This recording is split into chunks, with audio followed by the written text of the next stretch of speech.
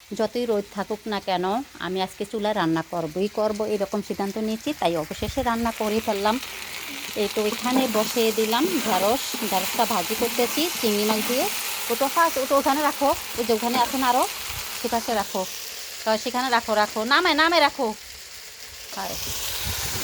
আর এইখানে ঢ্যাঁড়সটা আমি নামাইয়া তারপরে মেয়ের জন্য চিংড়ি মাছ ভাজি করব। আজকে আমি চুলায় রান্না করতেছি।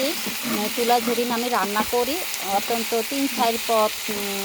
4 পদ রান্না করে ছাড়ি, কারণ চুলায় সবসময় তো আসি না। তাই মাঝে মাঝে যেদিন চুলা রান্না করি সেদিন একটু বেশি আকারেই রান্না করি। আজকে রান্না করতেছি আইটেমগুলো বন্ধুরা তোমাদের মাঝে বলতেছি। চিংড়ি মাছ দিয়ে ঢ্যাঁড়স ভাজি করলাম, আর রান্না করছি চিংড়ি মাছ দিয়ে ডাঁটা আলু তাও মিল করে। আর আরেকটা রান্না করতেছি চিংড়ি মাছ শুধু ভাজি, তারপরে রান্না করলাম এই অলুফা গুঁড়া মাছ।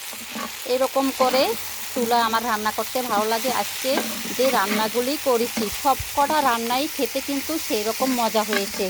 আমি কিছুটা ঝোল ট্রাই করে দেখেছি। এই চুলার রান্না চুলায় মাঝে মাঝে রান্না করতে হবে, যেহেতু এখন গ্যাসের দাম বাড়তি, কারেন্টের বিল আসে বেশি, টিউবওয়েলে পানি ওঠে না।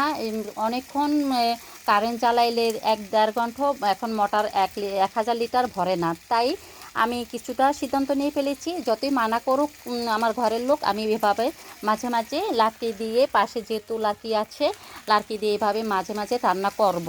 আর রান্না এভাবে খেতে খুবই ভালো লাগে। আমার বাবার বাড়িতে তখন সবাই তো আমরা এরকম রান্না করেছি লাকি চুলায়।